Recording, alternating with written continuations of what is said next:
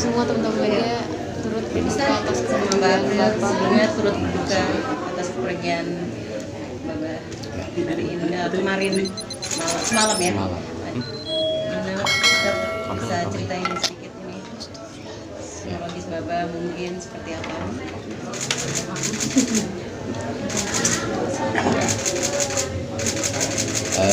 Inna lillahi wa inna ilaihi raji'un. Tentunya kami baik anak maupun menantu cucu yang ditinggal merasakan duka yang amat sangat dalam atas wafatnya Bapak Haji Oman Marzuki. Mudah-mudahan almarhum senantiasa dirahmati oleh Allah, diampuni segala dosanya, dan tentu berharap ditempatkan di Raudhah min Riyadil Jannah. Dan doakan kami yang ditinggal diberikan kesabaran, ketabahan, kekuatan dalam menghadapi ujian cobaan ini. Baba ini usianya sudah 90 tahun lebih. 90 tahun ya, 92 ada. Apa 9? Hampir 90. Hampir 97, 87 tahun usia Baba. Jadi memang sudah sangat tua. Tapi yang menarik gitu ya, Baba ini orang yang hampir bukan tidak pernah sakit. Sakitnya tuh sakit-sakit biasa aja gitu. Sakit ya, kalau orang bilang mungkin sakit kepala, ya kan, atau batuk, pilek, penyakit-penyakit zaman dulu yang rutin gitu biasa orang alami. Dan nggak ada tuh penyakit darah tinggi atau ginjal atau jantung dan lain-lain sebagainya. Jadi memang kepergiannya dibilang mengagetkan karena memang tidak sakit ya, tapi dibilang penuh persiapan juga. Memang 1 bulan ya kurang lebih ya, Baba memang sudah beda gitu. Sudah beda artinya secara selera makan sudah beda, secara komunikasi sudah beda, secara interaktif juga dengan kita sudah beda, sehingga kita mulai berpikir dan mulai mempersiapkan diri nih. Kalau ada sesuatu yang mulai beda, maka bisa saja gitu kita sedang diajak untuk persiapan mental, persiapan diri. Kalau gitu satu waktu Baba akan dipanggil oleh Allah Subhanahu wa Ta'ala. Dan benar saja gitu, nggak ada ke rumah sakit, masih ya orang-orang sakit apa ya, sakit tua gimana ya begini, nggak sakit tapi ya memang badannya lemah, ke kamar mandi ditemani, terus mau apa-apa ya perlu dilayani. Penyakit orang tua sudah 87 tahun. Nah, masih bercanda itu. Semalam tuh katanya masih bercanda sama cucunya, sama anak-anaknya. Udah pada datang semua, udah pada dipeluk-pelukin. Masih bisa interaksi, ngobrol. Nggak lama meninggal. Nah, jadi dibilang ngagetin ya enggak, dibilang meninggal karena sakit juga ya enggak gitu, karena memang ya Baba dengan segala kehidupannya begitu aja dari dulu. Makan masih sate goreng kambing, durian masih doyan, manggis gitu waktu pas besuk masih makan gitu, dilarang nggak mau. Sudah kesenangannya biarlah dinikmatin gitu. Nah, jadi ya Masya Allah ya, kalau melihat kehidupan Baba dengan segala nikmat patut kita syukuri. Dan tentunya sekali lagi tidak ada yang abadi di dunia ini, semua pasti akan berpulang dan kembali, termasuk Baba Haji Oman pun pada akhirnya kembali kepada Allah Subhanahu wa Ta'ala. Sosok Babanya seperti apa sih semasa hidupnya Baba? Tapi akhirnya apa?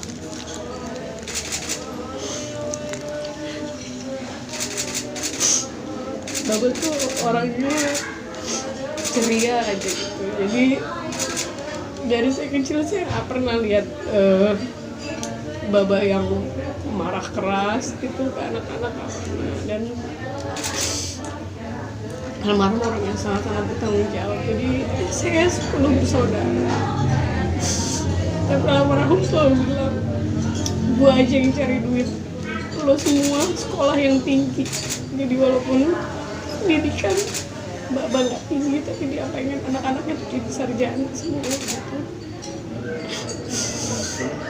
Dan sebenarnya saya nggak pernah mau mikir kalau orang tua akan pergi gitu, tapi di tahun ini tuh Bapak seperti udah mempersiapkan semuanya. Jadi dia sudah bagi-bagi, ini bagian buat si A, ini bagian buat si B, semuanya dapat sampai Bapak tuh mikirin cucu-cucu nanti harus dikasihin tanah. Jadi Bapak siapin sampai untuk persiapan adalah Bapak yang nanti dipersiapkan untuk tolong dibuatin aja pesantren atau masjid biar banyak nanti yang belajar di situ. Jadi saya nggak ya, ternyata Baba tuh bukan cuma hidup nggak cuma mikirin diri sendiri, tapi sampai anak cucu pun Baba nggak pengen ada yang susah.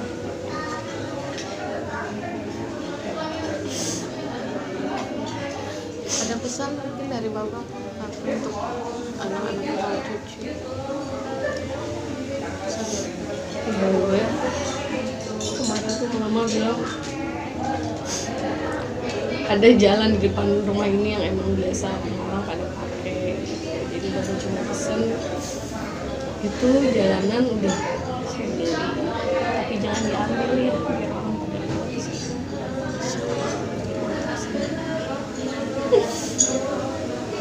Insya Allah jadi jariah. Ustaz, mungkin besok mertua yang seperti apa Bapak? Baba itu apa ya? Kalau buat saya kalau ketemu Baba itu udah kayak teman. Baba juga nganggap saya juga udah kayak temen ngobrolnya gitu. Mau ngobrol apa sama Baba itu, misal mau ngobrol kebun, mau ngobrol tanah, mau ngobrol apa saja. Kalau kita datang tuh Baba asik, kalau sama saya itu asik. Artinya kan kalau orang sama mertua tuh kadang-kadang canggung, ada jarak, mertua dengan mantu juga kadang-kadang berasa berjarak gitu. Tapi kalau Baba ke saya yang saya rasakan ya, dan Baba juga mungkin ke mantu-mantu yang lain seperti itu. Tapi yang saya alami ya apa aja Baba cerita. Mau ngobrol, mau konsultasi, balas secara umur ya tua beliau, pengalaman yang juga banyak beliau, tapi Baba tuh nggak sungkan buat nanya ke saya. Dan saya pun juga akhirnya memperlakukan Baba tuh juga dalam tanda kutip tidak seperti mertua gitu, tapi kayak temen ngobrol cuman lebih tua aja usianya gitu. Asik aja udah, enjoy aja saya tuh Om Baba. Makanya dibilang kehilangan ya sangat kehilangan, karena selalu ceria, selalu bercanda, selalu guyon. Baba tuh orangnya hampir gak pernah marah, gak pernah ada sakit hati, gak pernah ada tersinggung.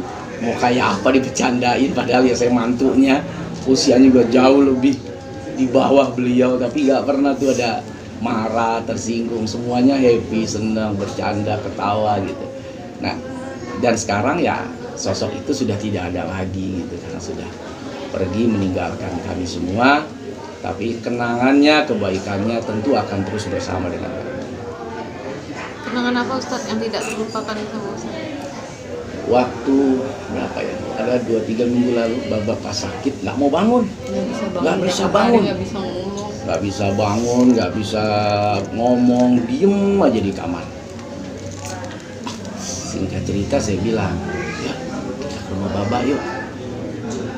Baba nggak bisa bangun, takut nanti ngeganggu. Udah kita datang saya nih.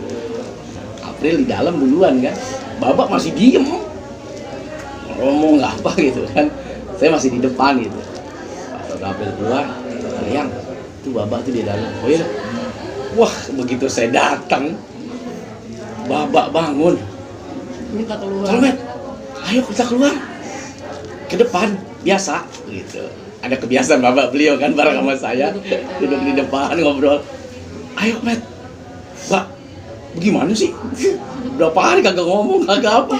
Sekarang ngomong, ayo, gue bosan di sini, ayo kita keluar. Ngobrol lah kami di luar tuh. Makan, manggis, bercanda, ya kan? Wah, pokoknya kebiasaan Baba yang selama ini kami lakukan di depan tuh kami bercanda gitu. Sampai itu orang ya yang datang tuh kaget gitu. Terus adik-adik kakak-kakak April apa namanya ipar-ipar saya datang lah. Ini bagaimana sih? Baba udah pari kagak mau bangun, kagak mau ngomong. Soulmate datang ngomong. Wah, saya bilang, ini orang tua itu kadang-kadang ya jangan dilarang-larang. Dia mau apanya silakan, jangan takut ini takut itu, mau ke depan bawa ke depan, biasa ngobrol ajak ngobrol, mau makan apa kasih aja selama itu tidak berbahaya pada dirinya. Itu yang bikin dia fresh gitu. Lalu ngobrol kami semua di sini sampai besok tuh masih seger, ketawa kami datang pun juga masih ketawa masih apa ya, sampai pada akhirnya ya apa ya last minute lah ya, detik-detik mau wafat itu yang kemudian ya Baba kayak nungguin semuanya gitu. Semua anak-anak itu dipelukin satu-satu. Sampai terakhir siapa yang datang? Kak Dede datang. Baru rumahnya jauh di Pombong. Baru Baba kemudian selesai. Jadi kayak mau ngabisin untuk melihat semua putra-putrinya memeluk satu-satu. Setelah Kak Dede, Baba wafat. Setelah meninggalnya setelah dipeluk anak-anak. Iya, Apa lagi tidur apa gimana? Emang tiduran. Oh, lagi tiduran. Jadi udah nggak ngomong, cuma Respon. bibirnya tetap ditakinin kan, jadi la ilaha illallah, jadi tetap goyang kan, lidahnya sudah tarik ke dalam, masuk ke dalam, jadi udah gitu la ilaha illallah tetap ngikutin. Nah ini kan kita bersepuluh, rumahnya udah beda-beda semua, jadi diteleponin satu-satu. Ada yang paling jauh rumahnya di Pamulang, agak lama datangnya. Setelah kakak saya itu datang, udah duduk melihat, dia melihat, udah habis. Jadi semua melihat detik-detik. Jadi semua alhamdulillah melihat habis itu sama Bapak. Mbak April merasakan pelukan hangat terakhir Abah seperti apa? Jadi saya itu baru datang, saya juga agak syukur gitu ya Allah, sambil berdoa semoga kuat. Saya duduk di samping kanan Bapak itu yang mungkin lagi ngerasain sakit ya, jadi tangannya tuh dia gini-gini sendiri, ambil la ilaha illallah, tiba-tiba dia angkat badannya, dia peluk saya bilang jangan berhenti ya, la ilaha illallah terus, biar Allah nemenin terus, kita ketemu lagi di surganya Allah insyaallah. Menurut dia sambil mulai bibir kering, kadang mulai kering kita kasihin gitu, kita kasihin air. Jadi itu nggak lama, jadi dari kalau mama bilang dari pas maghrib Bapak pengen bebersih kamar mandi, jadi dari sehari 2 hari itu Bapak udah bilang beres-beresin semua, tirai cuci yang beresin, mau ada tamu, udah ada yang nunggu di depan, datang baju itu udah datang beresin. Bapak nggak ada tamu, nggak kelihatan, beresin. Nah terakhir mau maghrib dia pengen bebersihin diri sendiri. Mama bilang kan karena memang selama ini kan ya mandiin gitu, udah sini sama mama aja, terus dia geser banget sendiri, tapi kan udah gak kuat ya, jadi akhirnya digotong lagi ke tempat tidur.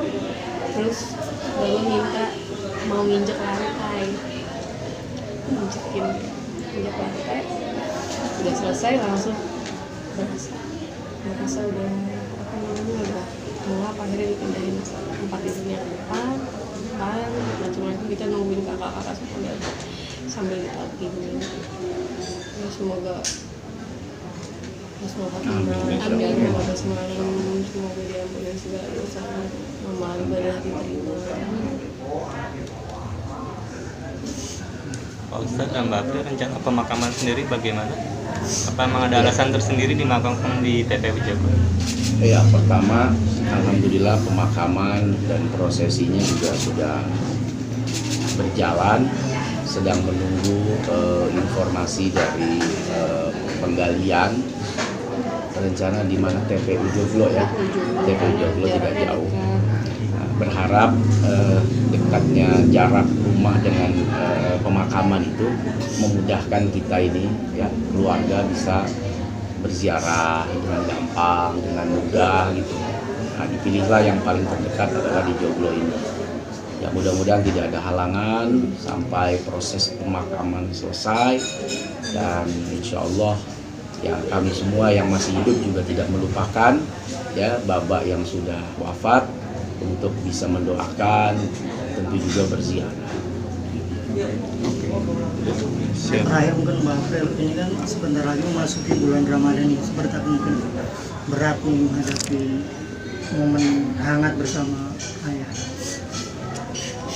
Kemarin tuh kita sempat ngobrol sama bapak, ya Pak, sehat ya, kan sebentar lagi Ramadan, nanti kita lebaran, kita beli baju, terus ada THR gitu, bercanda-bercanda.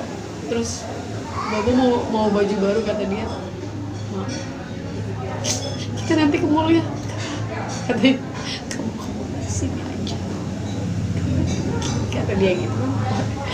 "Jangan ngomong gitu Mbak, sehat harus sehat." Iya, dia masih bercanda-bercanda gitu. Dia memang selalu bilang, dia ini pertama kali Ramadan. Kalau tahun lalu 2 mertua yang udah pergi, itu aja udah cukup membuat rumah sepi banget. Apalagi sekarang nggak ada baba gitu yang biasanya cuma bercandaan. Jadi ya mungkin agak lebih sepi lagi.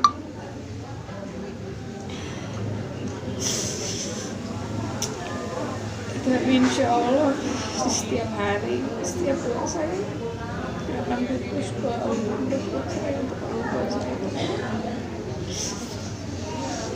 Semoga anak-anak saya, cucu-cucu juga kita kelak ya bisa terus ngedoain nenek kakeknya, ngedoain kita.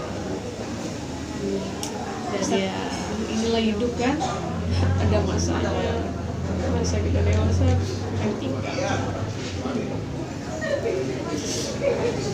Ya, Ustadz sama Mbak April juga mungkin tahun ini momen Ramadan juga sama-sama ibu sama bapak sama abah juga udah nggak ada. Ini momen pertama kalian berdua mungkin kedua orang tua yang cuma hanya tinggal mama. Gimana Bu? Ada kebiasaan yang kangen ya?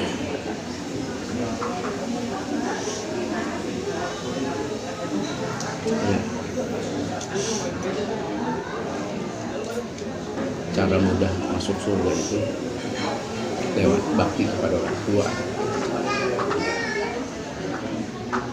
Saya sudah tidak punya orang tua lagi, itu yang paling saya tangisi. Kebersamaan, perhatian baik saya kepada ayah emak maupun perhatian ayah emak kepada saya, ini tidak bisa lagi saya dapatkan, tidak bisa lagi saya dapatkan. Tapi masih ada Baba waktu itu, berharap ya Baba juga tetap bisa menjadi pintu surga bagi kami.